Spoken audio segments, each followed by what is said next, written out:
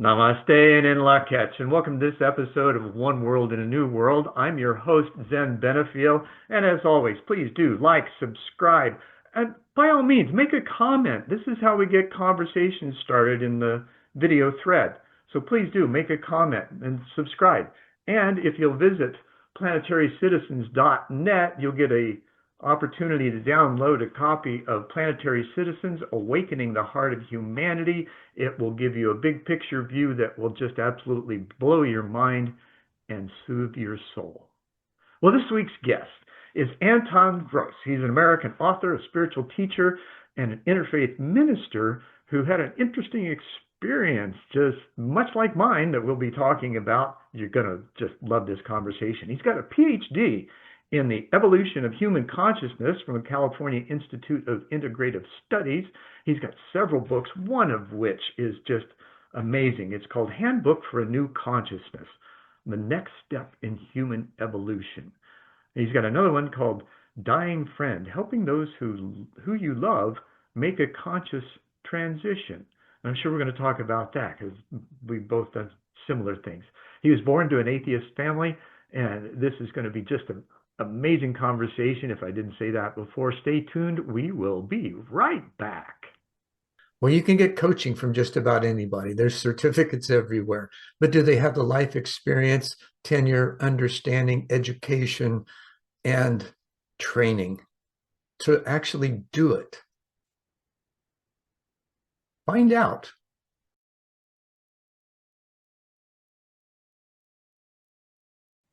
Anton, it is such a pleasure to have you. I've been looking forward to this conversation, and I know it's going to be phenomenal. Thank you for being here and for the work that you do. Well, thank you then for the invite, and my pleasure to be here. It just, one of those wonderful things that happens when you weren't expecting it, suddenly there it is. Oh, sure. Yeah. And being one, right? Now we get to play with each other There you go. in that There you go. oneness. Now, speaking of the oneness, right? You and I both have had, let me preface this a little bit. The purpose for these conversations is to bring out those inner conversations that we don't have with others so that others can understand, yeah, it's okay to talk, right? We're not crazy. Mhm. We're not insane. We're talking about real experiences, which are our only truth, and how we can then integrate those and bridge those inner and outer worlds so that we can create one of harmony with each other and the planet and the cosmos. And that's a big goal we're Yes, capable of. but an So how did important it start for you? goal. Well, it's really an interesting story, I think, and goes many, many years back. Well, I mean, I gosh, you're only 85, well, there you go. you know. I so You're still a young guy though, right? Yeah, no, there were no, those I who am lived not. what, 700, 800 years, long time ago. Well, why aren't we? Well, if you want to consider all of the times I've been here in different incarnations, but that's another story. For Oh this yeah, one, yeah. I That's a think I'm rabbit hole near we the, could get in for hours and days. yeah, I'm near the end of the current one I'm in. No question about it. Another 15 years would bring me to 100. Wow. Whoever expected that? But it's a joy. It's been a joy, and it's getting more and more fun, which is something I wouldn't have Oh, believed. absolutely. Urban Laszlo's 93 now, and Wow. he's still going strong.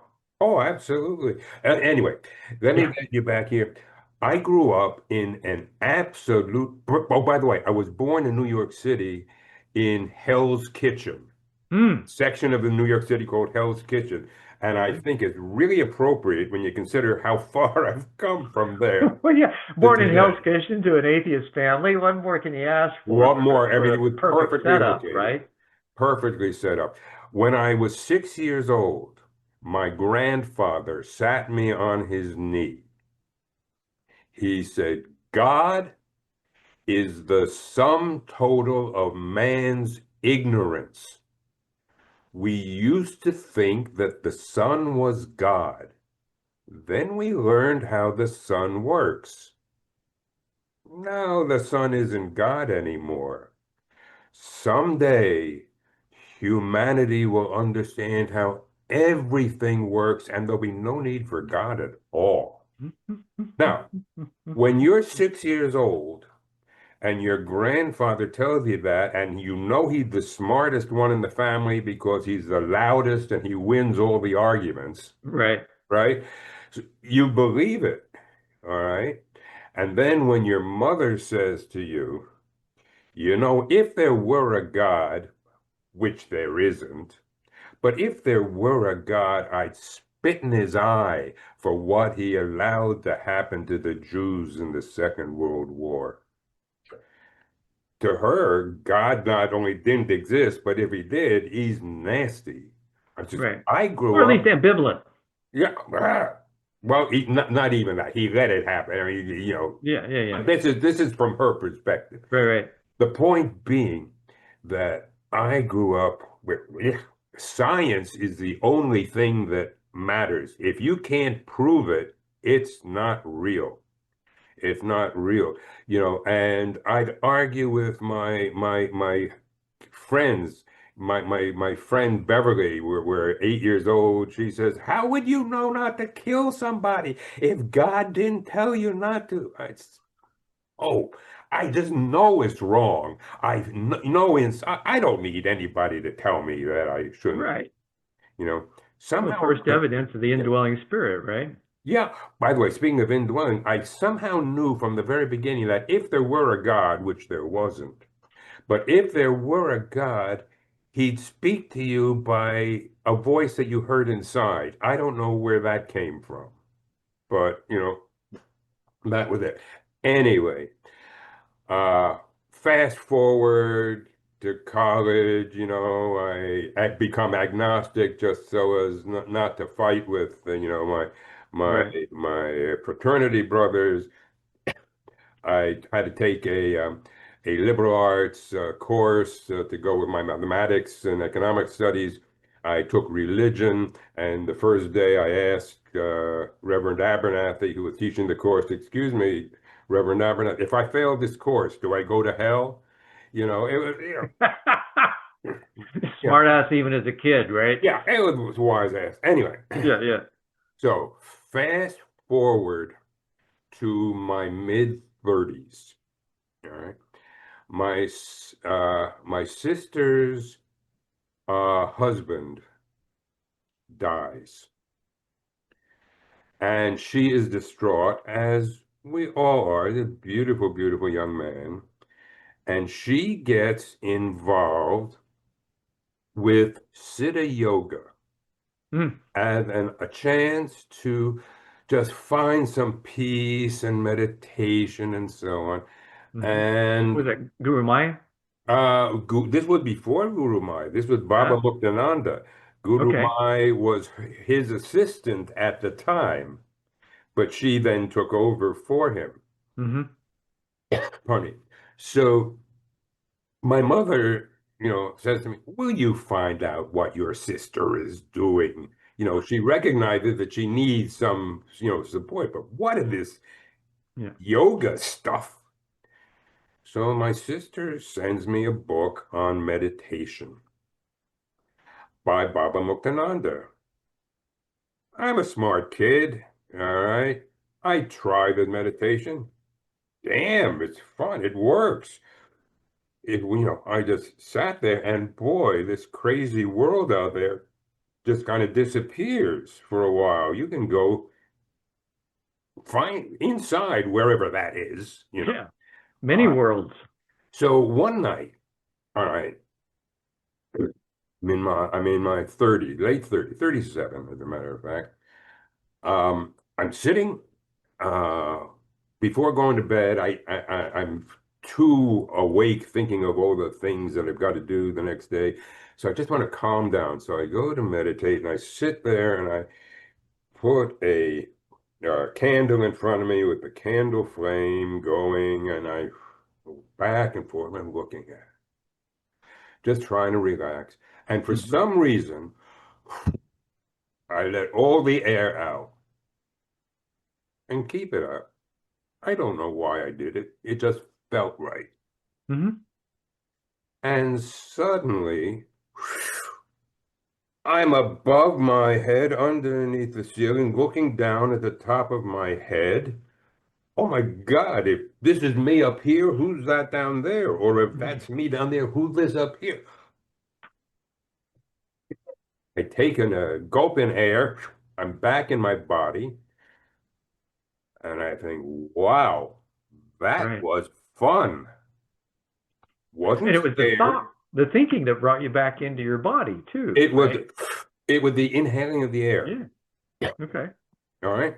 Or at least that was my take on it. Sure. That so I said, wow, this was so cool to be outside of my body. I'd like to try this again. And maybe if I hold the air out even longer, I'll be able to stay outside of my body even longer and have more experiences. By the way, while I was outside there, I was hearing sounds, tones, the Hmm. music of the spheres, Right. oh God. Yeah, Hindus call it the one form of it, the shabda, right? The Mhm. sound current. It was incredible. Yeah. So one other thing had happened. This is really, really weird.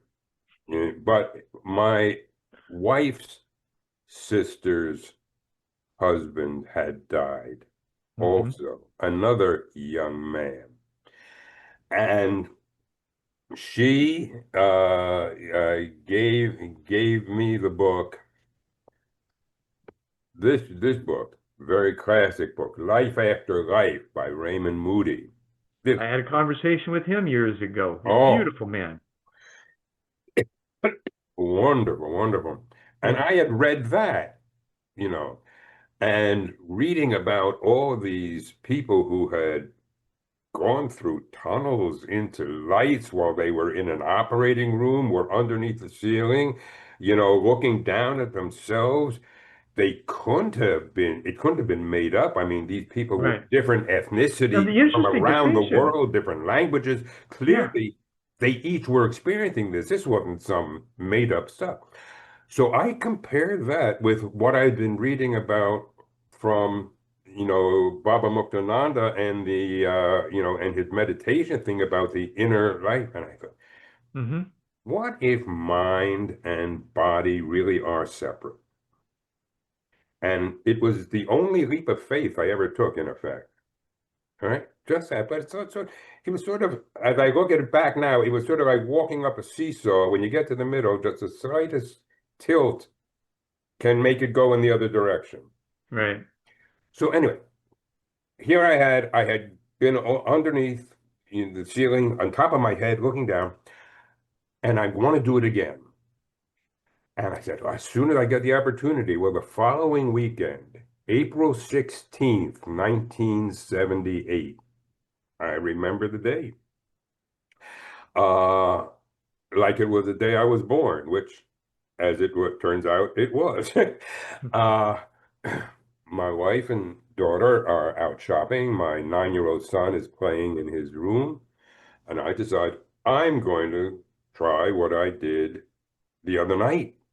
I'm going to meditate, and I'm going to let the air out, and I'm not going to breathe in until I separate from my body. I'm just going to hold it out there. I did not do anything stupid, like put, tape over my mouth or nose. Right. Right. Right. Yeah. I Plastic bag over knew, your head. No. I'm not that, nutsy, Right. I knew that if I, blacked Well, if out, you're able to do that the under body would conscious do it. control, then there really is some safety there, Yeah. right? Because you're in charge. I was in charge, or whatever was in charge was Yeah. in. Yeah. If I blacked out, the body would take over. That I knew. Right. So I'm lying on my bed on my arms like this, looking at the headboard. All right. And in, out, and I let all the air out. And I say to myself, I am not going to breathe in again until I separate from my body. And the clock goes around once. 1 minute. And I have no more air in my lungs. Clock goes around a second time. Nothing. I'm beginning to now feel some pain. I feel like my body is shaking like it's going through an earthquake. And then I feel like I'm drowning in a flood. And then I feel like I'm burning up in a fire. I later learned that these, according to the Tibetan Book of the Dead, these are the first three steps in dying: separation from the earth element, the water element, and the fire element. Mm-hmm. I was already separated from the air element, right? The Yeah. only thing connecting me to my body was the ether element, which sounds pretty nebulous to me. So anyway, uh, it went around 2 minutes, 2 minutes, 45 seconds. As it approached 3 minutes, I'm shaking on the bed. I see a little light I see on the top of my head, and it starts getting bigger. And I think, oh my gosh, this is what the people in Life After Life described as going through the tunnel. And I Mm-hmm. think, oh my God, I'm dying. No, God will not let me die while I'm searching for him. And I'm thinking, what? What did I just say? That's ridiculous. Right. Yeah. Well, you Anyway, find out there really is no death, right? yeah, duh. Well, it gets bigger and bigger. I still am I conscious or am I not conscious? Well, I'm not breathing. I'm still not breathing, so I must be conscious because if I were unconscious, the body would be. And I refuse to breathe. I refuse to breathe. It is. Those thoughts flood you in such rapid succession. Absolutely. And whoosh, I go through that tunnel into the light, the brightest light I could ever imagine. Unbelievable. Oh my gosh. An amazing thing. My body starts whooping around like an epileptic fit, which makes sense because my mother and uncle both had their first epileptic fits in their late 30s, and I was now 37 while this was happening. I Okay. roll off the bed, however, and I do suck in some air at that time. Uh, I realize that, this is an unbelievable experience. Inside, I am so peaceful. The body is flailing about like crazy, but I have never felt more peaceful in my life. I feel other dimensions.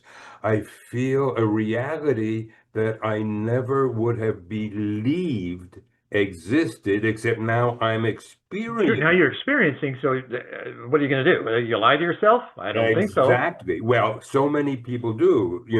And Yeah. at this point, I'm rolling around on the floor like this. My wife comes in the room, absolutely panicked. She had driven up from coming home from shopping. My son, in order to keep her from panicking, runs out to the car. He has looked in the room and seen me like this, and he runs out to the car to tell her, "Daddy's not dead. Daddy's not dead." All right. Uh, Strange fortunately, phrase, but totally appropriate, I guess, right? Fortunately, by the way, she called up somebody to help. She didn't call 911. She was Hmm. very, very smart. She called a friend of ours, a very spiritual person whose name, by the way, was Shepherd.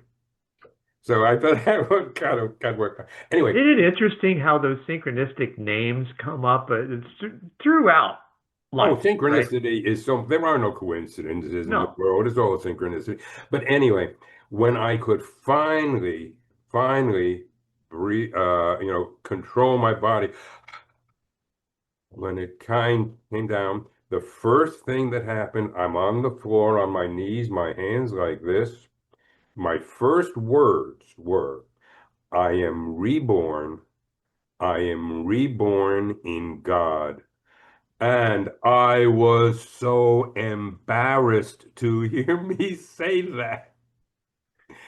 Because after 37 years of being an Oh atheist, man, yeah, yeah, I I can relate because that's when the outer world programming comes in and we're like, what the hell are you talking about? Right? And yet it's the truth because my gosh, life went like this. Boom, completely different shape, yeah. completely different direction. I cannot tell you, the difference that it made. I began, Well, you can sure try, and you're doing yeah, a great job. well, thank you. While I was still in this state, I was able to go in. If I leaned my head one way, I was in the room. If I leaned my head the other way, I went back into outer space and saw the planet from a distance. So you were like attenuating based on your the angle of your antenna, right? Whatever. I never, tried to explain it. It just happened. But the Sure. farther I went back, it went back, Earth became a yin yang symbol. And I suddenly realized that everything is balanced. Hmm. It is perfectly balanced. And we can get into that, later too about, the balance of different types of balance. But Right. all that, and it completely changed my life. Um, and that's what got me out to California, to the California Institute of Integral Studies. Several years later, it got me to write my first book, Letters to a Dying Friend, Hmm. which, by the way, I gave an early manuscript. I went to see the Dalai Lama speak at a little conference in New Jersey. I was living in the East Coast at the time, Hmm. and I brought some of the manuscript that I was writing and gave it on the offering table. You always do that, along with Sure, sure, sure. some Yeah. wooden sticks to represent the cella, the student. He wrote back an introduction to the book. Never even asked for it. But the Dalai Lama wrote an introduction to my book. How unbelievable. Amazing. So, Amazing. the way things work out. Anyway, Oh yeah, yeah, that's yeah. how I You know, got it. you were talking about, going different directions. I'd like to roll back just a little bit and talk about when your dad was talking to you about the sun, how we used to think of the My sun, grandfather, right. right? Or your grandfather. Yeah. Um, so one of the experiences I had, I've been on a quest, as you know, we haven't really gone deep here. Not my intention because this is mostly about you, right? But there is a shared experience there. The It's about us, man. There's only one of us here anyway, Oh, true. And we're filling in those um, separative gaps, right? Yeah, well, but yeah, and this, by the way, is I think the thing that makes it so exciting and why people watching this get so much pleasure and value from it is that we each do this in our own unique way, Mhm. but ultimately the experience is the same and the one Right. because there is the Absolutely. one of us here. So, Absolutely. Absolutely. And it's a paradox too, right? So I've got several. Um, right. that one's purple, right? Favorite shoes. Anyway, I had That's a questions horrible about. pun. Yeah, yeah. The Trinity, right? It's ubiquitous, but where did it come from, right? How the heck did we get it? And so during one of these William Swigard technique things that I was going through, it was called the multi-level awareness. This one gives you the ability to go inside and examine the Akashic records, your chakras, your guides, all those kinds of things. So I got hijacked by my guide, who I'd met as a teen in college shortly after my awakening. And his name was Zephyr. And he shows up, waves to me, says, "Come." And so I'm right inside looking. And so I leave my body, we're traveling through the universe, and we see stars to begin with, and then blackness, and then all of a sudden we're at this. Now I'm talking with him the whole time, wondering where we're going, and basically it ended up being a refresher of the things that had been happening for the years that I hadn't seen him, which had been several. And so it was kind of a check-in. And so we reached this solar system, and I feel like Ellie coming out of the tunnel, right? The wormhole, and she's got tears streaming down her face because this is just an amazing, awe-inspiring vision here of, but it wasn't a vision. I was seeing it, and there were 3 suns with about a dozen small planets in a planar orbit around them, and they were probably 1/100th the size of the spheres. And I'm just in awe looking at this and in silence at that point. And then there's several voices as one that say, we are not only your forefathers, we are also the forefathers of your solar system. And I want to ask questions. What do you mean, right? And Zephyr says, nope, that's it. You've got all you need. You'll figure it out. And so back we came. Now, interesting fact about this, there was a facilitator sitting next to me during this whole process. And the training was being able to witness or experience and also maintain a verbal connection with the facilitator. So he's asking questions and I'm giving feedback as to what's going on. Well, it took 8 minutes to get there and 8 minutes to get back. Now, I don't know what speed we traveled at. However, I was querying, okay, what's the speed of thought? And the only reference I've ever found to that is in the Urantia book, and it says it's 841 trillion miles per second. So, right, what are you going to do with that? Except to go, wow, it's almost incomprehensible. Yet here was that journey to that distant center of the universe, if you will, that took 8 minutes at that speed. So when I came back on the way, I recognized, okay, so the Trinity that shows up, that's a macro, the micro, proton, electron, neutron. Okay, what doesn't fit? Hydrogen. There's only the proton and the neutron. And so where's hydrogen? Oh, it's the most plentiful gas, powers the sun, and is also the bonding agent for a DNA. Oh, wow. Is it possible that consciousness, what we know to be the godness of us, actually is transmitted through that tertiary invisible leg that hydrogen provides? And then there was a quantum biologist in New Zealand that recently I spoke with, and he said, oh, yeah, there's in one of the rings of the proton, is he calls it proton tunneling. He said it releases light, and this is that formation. So this is still like brand new stuff. Don't understand it, and yet here's that experience that makes you wonder, right? It's like, okay, how does that happen? Well, it's amazing. You say this is brand new stuff. And it isn't. And I mean, it's not brand new in stuff that, oh, this stuff never existed before and now it does. It's a case of, hey, humanity, you were unaware of this stuff. We're just now discovering. And now you're discovering that all this stuff really is. Excuse me while I take a sip of coffee. Sure. I remember right after, I mean, this is early on, maybe a couple weeks after that experience that I told you about, sitting on my sofa at home, crying my eyes out, and Lord, why did I have to wait this long to find out that you were real, that there is?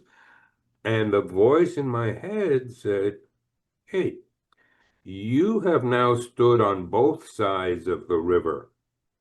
How could you have shared with anyone who didn't believe if you had started by believing, by understanding?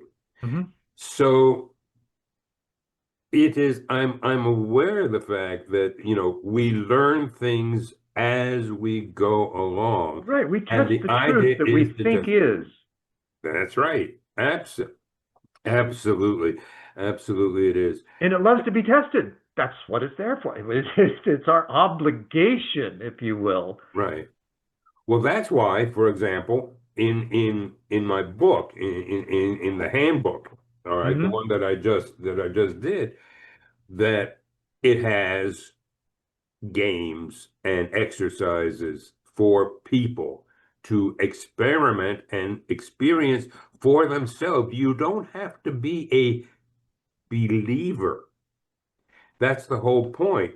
That if That's the you, science behind it. it's the science behind it exactly, and it's the experience. And I think I mentioned I'm a phenomenologist, which is I phenomenology love is that that's terminology. yeah. It took me so long to learn how to spell it. Phenomenology, too long a word. But what it means is the science of experiential reality. I'll give you an example of, how I know that my life was building in this direction. All right. Hmm. And this is something that I think your viewers are going to Oh, realize absolutely. Because it's all about that in, breadcrumbs. We just and it's don't about, necessarily see them. and in their life, they'll find little things of experience that go on. Back in college, back in college, all right. I'm walking down the street one day and it says $5 psychology department studies come, and it's a bunch of doctoral students who've got theses going who need to have some data Hmm. for their dissertation. And Right. I take all the tests, you do, and then the very last room I walk in, there are 5 booths set up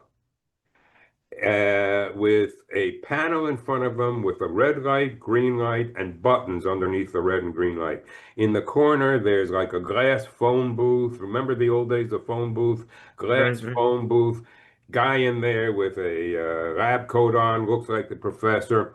There are 5 of these booths, 4 other students in there, and the guy says, "Oh, we have the full amount. We can do the test now." And he said, the test is going to be, I am going to press a button in here, and on all 5 of the different panels, a light will show up. It will be the same light on each one. There were boards in between you couldn't see. Right. Uh, and so press the button underneath the light, and I'm going to keep going. It's going to get faster and faster. Keep going until somebody makes a mistake, and then we're going to stop. So I get into the booth, and boom, boom, put red. I push the red button, the green button, back and forth, back and forth. Suddenly, beep! Somebody pushed the wrong button, and the guy in the end says, "Whoop! Did anybody push red?" I said, "I pushed red." He said, "It wasn't red, it was green." I said, "What do you mean? Mine was red." He said, "No, mine was green." He said, and the professor said that everybody's was going to be the same. The girl on this side said, "Mine was green." I said, "I don't care what yours was. Mine was red." All 4 of them. He says, "Hey," the guy in the end says, "What's the matter? You screwed this up for everybody." I said, "What are you calling? Are you calling me a lot? You want?" And we started Oh, there's the experiment, towards right? each other. Right on. We're heading towards each other, and I'm really seeing red now, right? And I suddenly feel my grab. It's the professor out of the booth. He says, "Stop, stop, hold on. You were right. You were right. You were right." It was red. This was not an experiment on how fast you can push a button. It was how well you stand up to peer pressure. You did very well, young man. Here, take this chit and go out and get your $5. You're done for this. Oh, I was so pissed.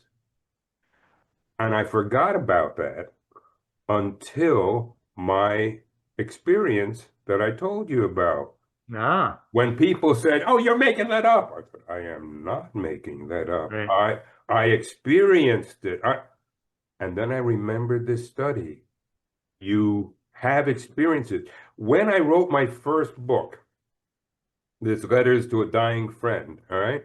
Mm-hmm. And I was interviewed as we're doing here, and people would sometimes call in and they would say, I had an experience like that too, but uh, um, everybody told me it wasn't real, so I forgot about it, you know, and that's the point.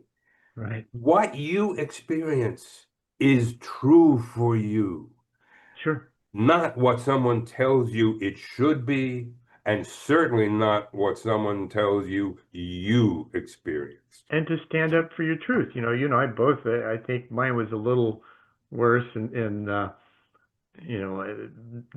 belief factor and the crazy factor enemy in the institution for a while, right? And diagnosed as a manic depressive paranoid schizophrenic. No symptoms of that whatsoever. I'm just trying to get them to listen to me, Right, right? right, Just to help me understand what the hell I just went through. Well, instead, they decided to diagnose me from the DSM-4 and put me on 2,000 micrograms of Thorazine a day. Well, what's that do? Nothing to me. I was up playing ping pong, beating the male nurses, right? Should have been a right, lump in the corner. They couldn't figure it out. Well, it wasn't until I thought to myself, okay, what do I need to do to get out of this place? And it occurred to me, well, I need to tell the doc what he wants to hear, right. not my truth. And so which is so unfair. And Absolutely. and this is one of the things that is changing in the new reality that you are helping bring to the world. Namely, yes, Yeah, because we here I have am these 35, 40 experiences. years later, 40, oh my God, 50 years later. Then that is such a minimal time in the growth of the human species. 50 years, Oh, meaningless. yeah, it's a blink of an eye. Yeah, absolutely. But we're going in that direction. That's the key. That's the key. And every little bit. I remember also thinking that, whatever, and this is what as a young man, I remember thinking, I'm going to be doing many, many things in my life. But the later in life I do it, the more important it is. I think that sharing this world, I've had United States patents, I've had a business, I've performed professionally as a professional singer. I've done a Ooh. lot of things that have been pure fun and enjoyment, which, by the way, is another Oh, clue yeah, as to I've whether still got you're a doing it 10-piece right. drum kit in our formal dining room that I play on a couple of times a week. There you go. There you go. It's just phenomenal. You do what you want. Well, it's To part do of the that. phenomenology. That's right.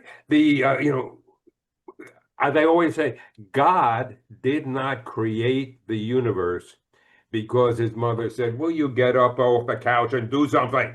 Right, right. Right. He did it, or it did it, because it wanted to. That was Sure. the inner You know, desire. this just brought something up to me. You remember the Guy Ballard books, right? Godfrey Ray King, several series of teaching the ascended masters, basically. And started out with the Unveiled Mysteries was the first one about his Guy Ballard's relationship with an ascended master known as Saint Germain. Well, in all of those books, there was one reference to a guy named Sanat Kumara, who's supposedly a planetary logos. And in order to gain that office, he had to incarnate 1,000 times simultaneously Ooh, and then bring that back in order to understand how to fulfill that office. wow. So take that and exponentiate it with this formless consciousness wanting to experience the reality it created in so Oh, many different ways. Zane, how boring it would be if we were all the same. Absolutely. Absolutely. I mean, it's a joy. It's Well, a it'd be nice if joy. we could be just a little bit the same, right? If we could figure out how to be planetary citizens and live and work together in peace and harmony, that's our next step, in my opinion. And this is, let me tell you this, I've come up with this. What if there were eyes on the ends of the fingers and they looked out and they saw the thumb and they said, "You stupid thumb coming from all the way over there. Take Yeah, that, why are that, you that, that, opposing us? that, that, that." Right. And they scratched it and the thumb got infected and the infection went back up into the fingers. Would the fingers have attacked the thumb if they knew they were all connected and attacking this would hurt them? I don't think so. Shouldn't we be as smart as our fingers? When we learn that we are all connected, not visibly on the outside, Right. but on the inside, where what I do to you, I feel what we do to each other. How can any of us not feel the pain and suffering of children in Gaza? Oh, absolutely. Uh, It is so, we try to think our way through a system built on vibration. hmm Because as we understand things now, especially with quantum physics, it's all vibrations. Even Irvin, I got into a conversation with him. I said, according to quantum physics, we're 99% space and 1% material. And he says, I would say we are 100% energy. Energy, Well, energy is absolutely. vibration, right? We cannot think our way through that because that's a projection. And You got to we have to feel it. sense our way through it because that's the body, right? The body's That's a it. transceiver and it has all these kind of instruments in it that we don't know how to tune, yet alone play in concert with. hmm We the energy field that is within beings is existing as strongly. I mean, there was a time when rocks were the most advanced beings on our planet, right? Imagine the evolutionary step that occurred when plants showed up. Holy moly. Wow, I can turn and face the sun. I can reach for water instead of just sitting there stoned like a stone. You know what I mean. Right. All right. Or I don't animals. know. Did you inhale? Depends.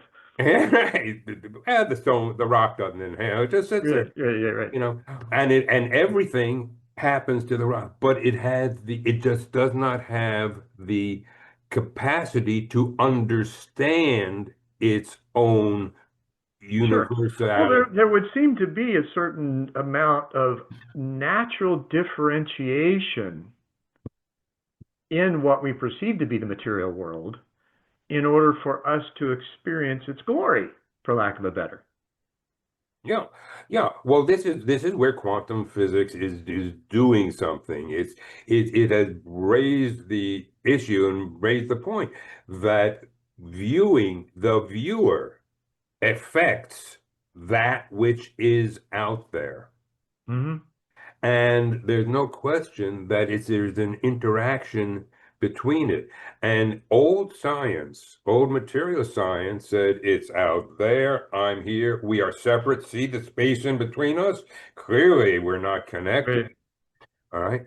But that's no longer what they understand because we realize that we are inside the energy field within my body, within your body, within the viewer's body, within the books within the rock, Yeah. within And we're everything. all able to perceive and sense each other in that place. And, That's Tom correct. Campbell, And the level, the size of the brain. You remember, you know how everybody says how the brain and the mind are related. The larger the brain, the greater the mind. Absolutely true. But what is not true is the concept that the brain creates the mind. What if, oh, yeah, what if the size of the brain did not create the consciousness in the mind, but opened up the being to a greater amount of consciousness that depending already on the exists? curiosity we have. And right. So sure. my mind and brain are larger than that of a dog, which is larger than that of a frog, which is larger than that of a slug. But it's not that the brain created it, it's just that we are open to more. Hmm. And we now, as humans, are at a point where we are able to experience and realize the absolute oneness. And I Sure. can, And we're set up that way physiologically, right? that's You've got right. the in between the hemispheres, you got the corpus callosum, and you got the pineal on the front, the hypothalamus on the back. Well, the pineal is that higher sensing organ, right? And the hypothalamus is the reptilian, survival part of that. Eat or And be then you've got the eaten. corpus callosum, which is the transceiver between the two hemispheres that actually merges them into that oneness. And so, here's that trifecta again between those three organs in the brain that we're just now trying to, there's been all this bifurcation, right? The Hmm. bipolarism, the right brain, left brain. And this is where Tom Campbell came in. He's trying to explain, the right brain thinking to the left brain people. Right, And right. so he's got this idea that, okay, and I love it because it encapsulates my phrasing of where we put our attention, intention, and interaction is where we create flow. And so as an avatar in Tom's world, right? We're an avatar in a virtual reality, and wherever we put our attention, that's the data stream that we're now exchanging with or interacting with. Now, that doesn't eliminate other data streams that we can move along in fractions of a second, right? And we're capable of doing that because, right, thoughts 841 trillion miles per second, right? So if we're able to do this, That's pretty close to instantaneous, I guess, yeah. And so is there that, which gives credence to those moments of when you think something in pure innocence and naivety, it instantly appears. This, I swear to, this happens to me with jigsaw puzzle pieces. I cannot find the piece, and I will say, there's a piece missing here. And my wife said, yeah, yeah, yeah, you're doing it again. And I can sit and I can't find the piece. Right. And then she'll walk over and she says, I know the piece is here somewhere. And there it is. I can find it when she shows up. I haven't figured that one out. Well, Yeah. because you rely on her for assistance. You two are one. Oh my God, yes. After 62 years of marriage, we definitely are one. Yeah. And that's Yeah.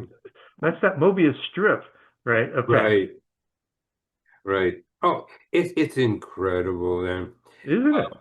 When I see, I And at see our age, we no longer sound like a couple of goofballs when we were younger, right? Because nobody understands this. Now we're at the place where, yeah, we understand this. We live it, so we can express it without any angst or consideration for the naysayers.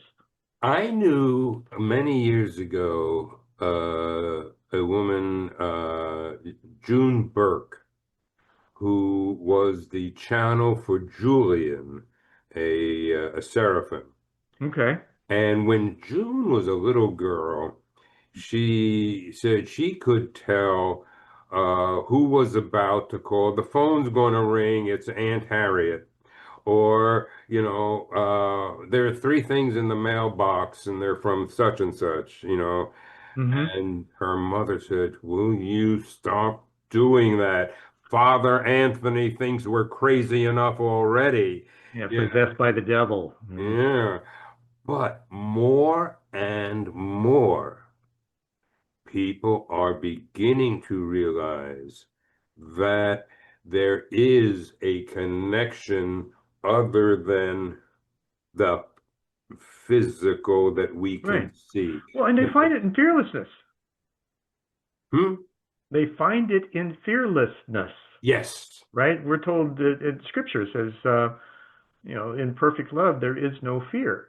Well, we are in perfect love. We just separate ourselves from it Right. And we by choice.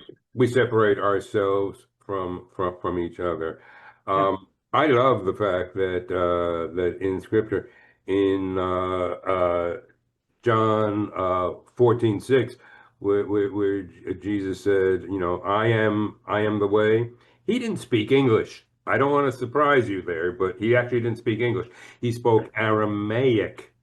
And Right. in Aramaic, that could be translated as I am is the way. The same way that Luke 17:21 could be, you know, the kingdom of God is within you. That's where we feel it. That's where we feel the connection, the Right. oneness. And when you get into meditation deeper and deeper, and you leave the noisy, messy world outside. And then if you get good at that, you can leave your thoughts, you know, Right. leave And your then you can take emotions. that wherever you go. Yep. And then you take, and that's the whole point. It doesn't take 20 minutes or an hour to sit in meditation to find that. But once you know that at your core, you are peace and love and comfort and compassion and caring and joy, you know, once you realize that this is who you are, you can get back there at any time. Yeah, and our core desire is simply to love and be loved. To be the one that we truly are, that we are not separate leaves, we are one tree. And if I have different skills than you, great. One skill I do have is playing table tennis. You call it ping pong, I call it table tennis. Sure, sure. Maybe we can do it someday, you know, but Love it. you know, uh, but other than that kind of competition, which is purely for fun, Absolutely. the Yeah. rest of what we do should not be in competition. We should use our skills and talents for the good of Or at least sense all. that. So there's a difference. The collaboration, even a football field, right? You're there to have fun, play games, and we've taken it to extremes to where there's a winner and loser. That's never been the objective. It's Right. always been about the team and learning how to work with the team in the dynamics of it so that it's successful as a team, not as a competitor per se, because that sets up this false front that of separation, right? Where you don't just enjoy the game, you get caught up in that wanting Yeah, to control. you can get caught up, and where it really, really shows up the worst, I think, is in capitalism, where we do things not for the good of all, but for the higher, Well, yeah, it's money selfish. has become our highest god. Right. Well, the agendas we've been running on is profit over people and planet. Right. And Yeah. we're flipping that agenda now to people and planet over profit. Doesn't do away with Well, the profit because there still has to be an exchange and ways to continue what we're doing. Now, what I find is that there's this whole misnomer about socialism, right? And that what socialism essentially does is the excess is returned to the people, not hoarded in profit. right. That's really the only difference. Of course.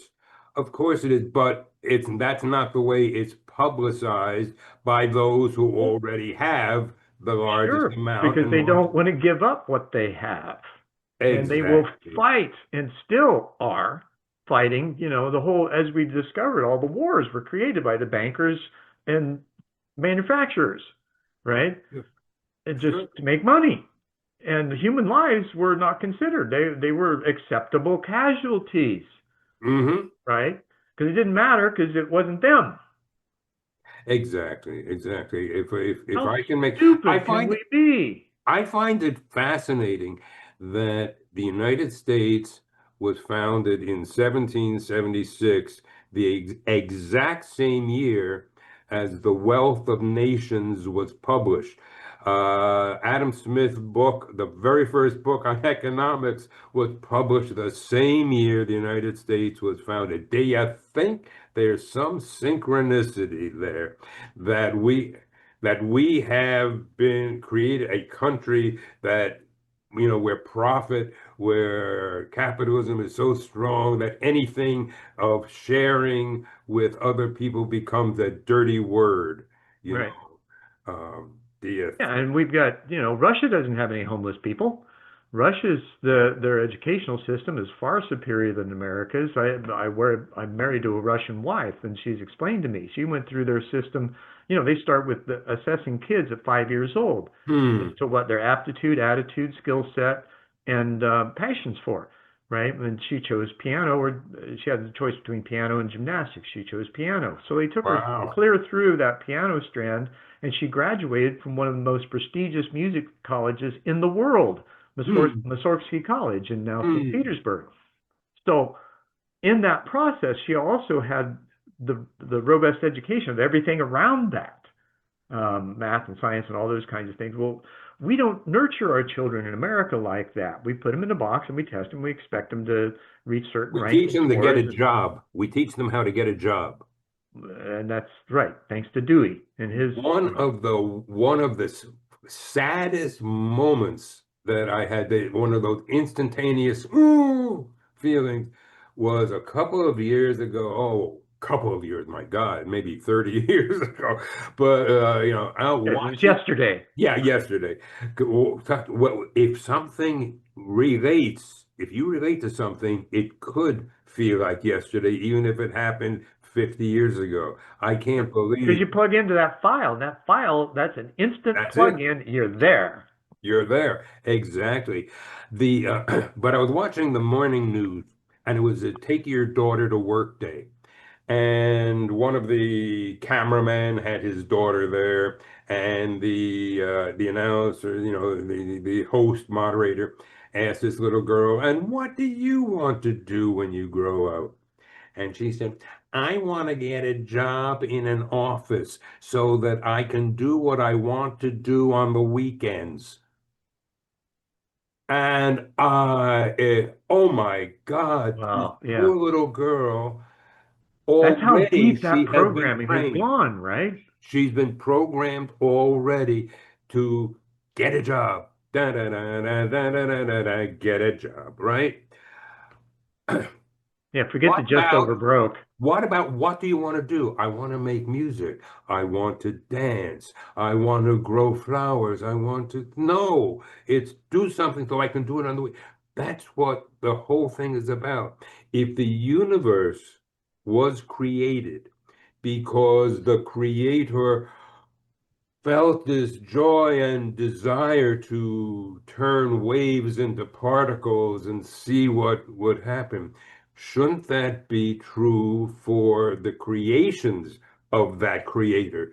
That we feel within us the desires of what we enjoy doing, what we want to do, what makes us feel happy, and to then do those, but not so we can earn as much of this, but just Right. for Right. the joy it can bring to everyone else, So Anton, including ourselves. this brings up because you and I are both on the same page, and You we think? know this stuff in spades, right?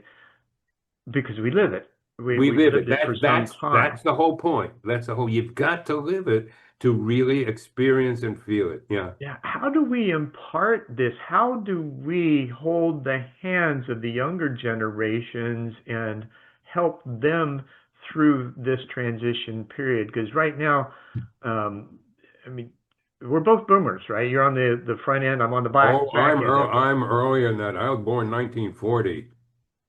So you were at the end of the transition, or traditionalists, I guess. Whatever. Yeah. An I'm old fart. still trying to, compartmentalize and frame for understanding, right? So, so we've got this new generation that is far superior in their ability to say no, and they're also population-wise the largest since the boomers. So these guys are going to be in charge. How do we move them into that place that promotes this natural order as opposed to a prescriptive one that is in the programming? How do we do it? Well, one, we live it, and two, are you ready? We sell them my book. That was kind Yeah, I of got a few sneaky. of That those was kind too. of I'm working sneaky. on my 50th book now. Yeah. But that's the key. You let people know that yes, what you feel is what it is. What you experience is what it is. You know, and if you go down deep enough, I love meditation now. I lead groups online, I lead groups in person, and you leave the noisy world out there. You get inside your thoughts, inside your emotions to that place of peace. And when you realize that I am feels the same now as it did when you were a kid, it feels the same for me as it does for you. There's one of that. When you realize that that is true, then you put it into your life. There's another little story that I share, if I may. Sure. What if, what if, and these insights that come, the their insights. I am the receptor, for them. What if when you were a child, an infant, you were flying across Australia in an airplane and the airplane crashed and everyone died except for you? Now, the indigenous people, the Maori who were in there, they would have heard the plane go across. They would have heard it crash. They would have gone to see what happened, and they would have found everyone dead except for this one tiny infant. They wouldn't have left you there. They would have taken you into their arms. They would have raised you. You would now, and now you would be the same age, but your language would be different. Your abilities would be different. Your beliefs in oneness would be Hmm. different. You may not be able to drive a car, but you could probably run for miles much faster and longer than you could now.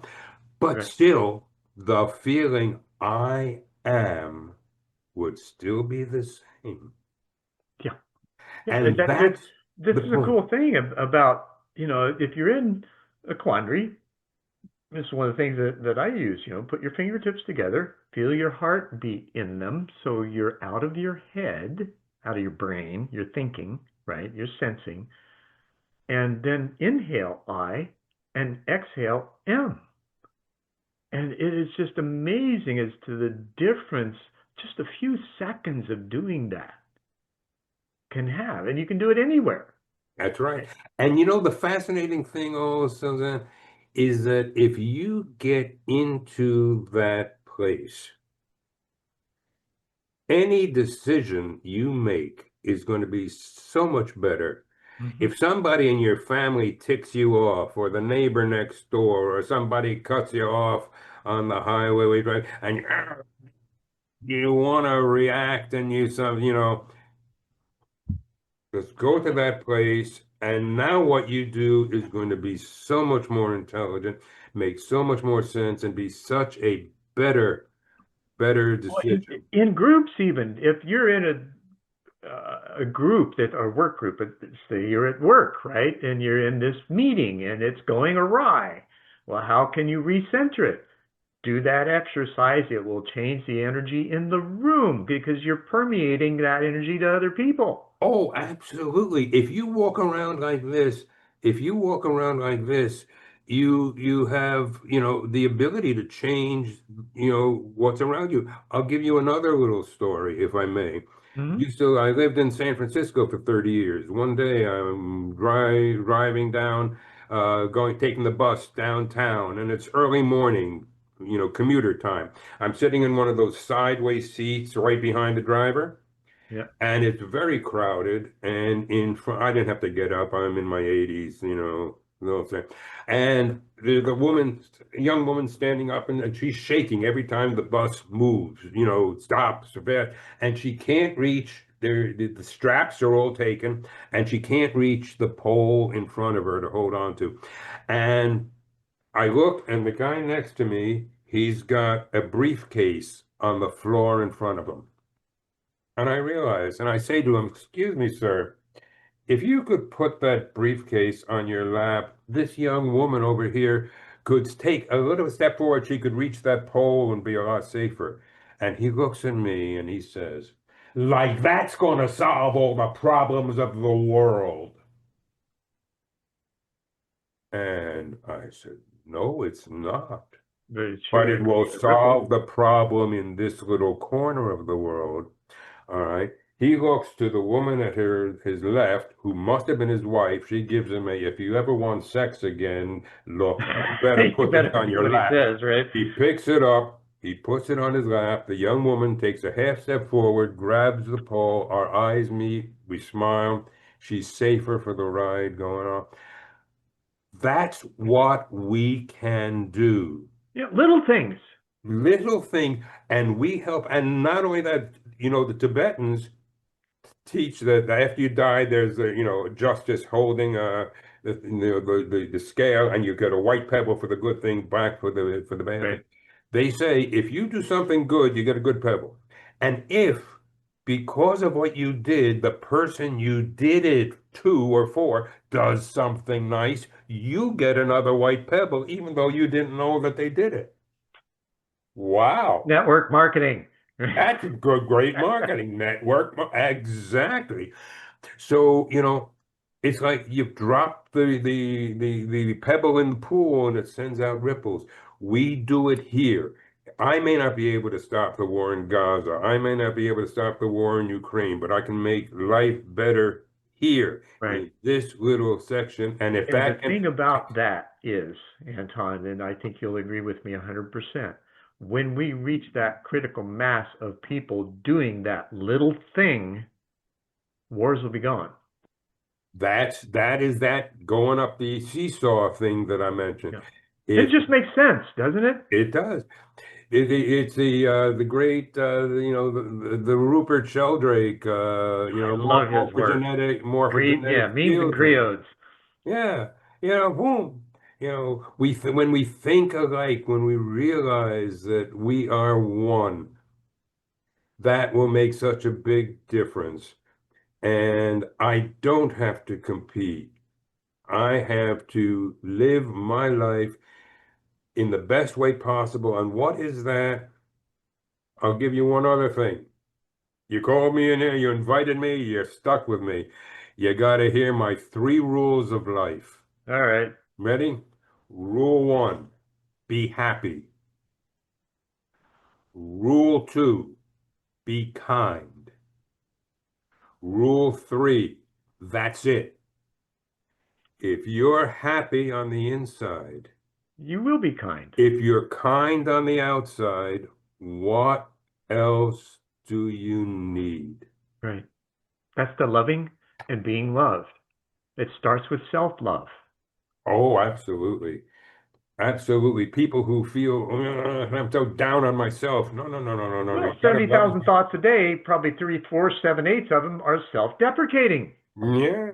Now, if you can pause in a moment, reflect on when you're having those thoughts, manage your mind a little bit better, just stop thinking for a moment, and then supplant that for the in-breath I and the out-breath M, and just hit the pause button. That's right. The rest, your connected self will take over from there. Mm-hmm. Right. And your connected self exists at all times. It's just that the other is so noisy. The crazy world outside, the thoughts, the 12-step approach is a beautiful way to separate from your thoughts, I am not an alcoholic. I have a problem, or however it's Right. phrased. To separate from your emotions. These things are constantly changing. But the one thing that has never changed in your entire life is I am. Mm-hmm. And it has no characteristics other than itself, the feeling of being. Right. And the feeling Now that's the God participle. that, there you Right? go. I wrote a book called the I God like that. participle. Oh, that's Right? nice. Which Right. is being. It be just be, and when I be, then I be me, I be you, I be all living things, I be Mother Earth, I be the universe, I be. Well, that's another factor, Mother Earth, right? Where do we get all of our sustenance from? It comes from Mother Earth. So what are we from that perspective? We are Mother Earth We've grown. embodied Yeah, in a consciousness. exactly. And the consciousness was in Earth to begin with, Hmm. you know. So we are just little things that have grown up, from grown, little plants, little beings, I don't know little. if we've grown up yet. Well, no, we haven't. We're still in seed form, but someday, hopefully, and the direction that you're going, the direction that I'm trying to go, that we're all working on, this is the future. Right. If it isn't the future, then I'd hate to think, what the future will be. Well, it may show up at another planet somewhere Well, yeah, else. but look at it as yes, we do have a choice. We can annihilate ourselves, Right. or we can adhere to natural order, which is an evolutionary process Hmm. that we're engaged in. And it has that natural, like spiral dynamics, right? You're moving Exactly. up the levels to that unity consciousness where we act and play and work as one. And then maybe we'll get to, like my book, 0 to 1, based on Kardashev's scale, right? When we can get to a type 1 civilization where we're using the planet's energy to sustain ourselves, well, that would kind of lead to that consciousness of oneness. That's right. I mean, no other species is screwing up the planet. Mm-mm. I can't think of another species that's putting plastic in the oceans, putting fumes, gases in the atmosphere, doing all of this stuff Yeah.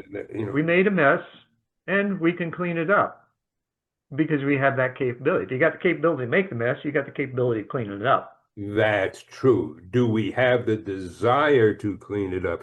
Well, Therein is the point, and I think that's a growing desire. As the same with the yes. consciousness, right? That we're looking at, okay, how do we be good humans?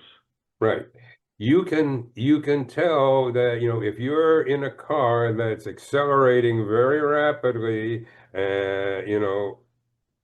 do I still have time to put the brake on before I go over the cliff? You know, if you get too close, if it becomes too late, then it's a problem. Yep. We have to recognize that, we still can control it. We still Well, can and time's control valuable ourselves. because look at the acceleration rate with the learning and development that's happening with AI, right? It just escalated. We were concerned about the information curve going almost straight up. Now we're looping, right? Do you realize that when we were growing up, we knew that seeing is believing, right? We were taught that. Right. That's no longer true. I can see, somebody saying something that they never said. I saw an image of Dr. King making a comment on something that occurred after he had died. Obviously, he had never said it, but it Right. was his image and his voice. How Right. can we believe what we see anymore? Yeah. Well, and you've got, I remember several years ago, what was that rap artist that they did a holographic projection of him for a concert after he'd been shot and killed. Tupac? Tupac, right? Yeah. Um, Tupac, his maybe it was a 3-Pac, right? At that point, um, Yeah. what he, but that technology, right? Yeah. We can falsify so many things. And one of the things that Howard Bloom put out in Lucifer Principle, and an interesting conversation with him that, fortunately, I didn't get recorded. I just got deep quick.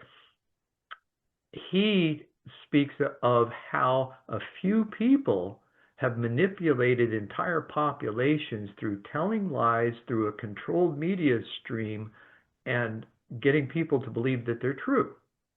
Don't you find it fascinating to just to build on that, that a couple months ago, the entire editorial staff of the Washington Post wanted to write a particular op-ed piece. Op-ed piece, yeah. And one person, Jeff Bezos, said, I don't want it. And so it was not done. One person, but he happens to own the Washington Post. Right? That's not It's freedom. That's not freedom. Exactly. We have to. It's interesting. I had an insight as you were speaking here that this growth of AI is actually part of the whole problem, but it's also going to be part of the answer because we have to accept and to recognize that it is reality Paradox of life, and it's right? the It may paradox. seem That's to be right. bipolar, and yet those two, it's like um, We in the have to Hasidic tradition. want, we have to want to go in one direction. It can go either way. We are Absolutely. constantly at a fork in the road. The Well, fork if we in the road. consider it like the Hasidic tradition, you got the 72 names of God, right? 36 greater, 36 lesser. Well, we see them as angels and demons. But what in fact is happening is one delivers the message and the other one tests it. Ooh, I like that. They're both moving us toward the one. Mm-hmm. Mm-hmm. Mm-hmm. That's Right. the paradox put into the one, Right. right? And You essentially becomes a Mobius strip, you right? Because keep either you keep side is it's all evolving. the same, That's right. right? Right. Evolution will continue, Yeah. in one Speaking of way continuing, man, we have just or uh, another. jet. We had a wonderful conversation. It flew by. How long have we been doing this now? Oh, we've been over an hour, um, which is not uncommon. You know, we could talk for hours. I'm sure we could talk for I think we days. I could. think maybe And even weeks. we've each knocked off our cup of Yep, coffee. yep. And here's to you, my friend. Um, And back at you. I really thank you, Anton. This has been a wonderful conversation, and I do hope that it continues offline and who knows where.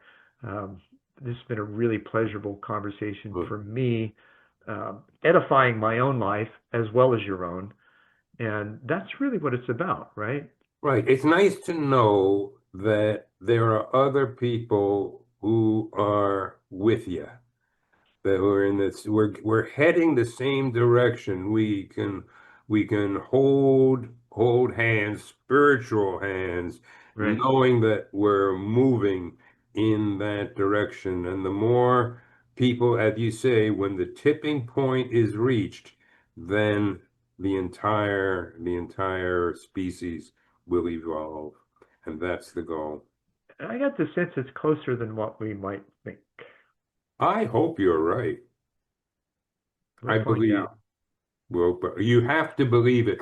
It's what you believe. If you're heading to the mountaintop, look at the mountain. Yeah. All right, Yeah. What is where you want to go, that's where you should focus. I think So, it was Napoleon that said, whatever the mind of man can think and believe, it can achieve. hmm, And how true a statement, absolutely. right? Well, thank So, you very much for the honor of hanging out with me. I thank you. I appreciate it, and it's been fun hanging out with you. yeah, a couple of peas in a pod, right? There you go. And we'll Yeah. catch you again, I'm sure sometime, maybe even over the ping pong table. That could be true. Right, right. Very good. So thank you so much. And namaste and in Namaste. catch. Thanks for sticking with us for this episode of One World in a New World. Again, please subscribe, like, share, make a comment, start a conversation. We'll be there with you.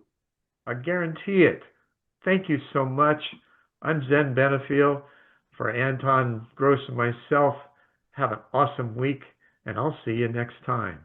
Explore the thoughtless-sphere. Embark on a life-changing journey of self-discovery. Embrace harmony with self, with others, with Earth. One world in a new world. Zen Benefiel skillfully ignites conversations, guiding guests to reveal personal journeys and perspectives. Listeners are inspired to seek knowledge and find wisdom in their own lives. Join this transformative journey as we navigate the depth of human experience.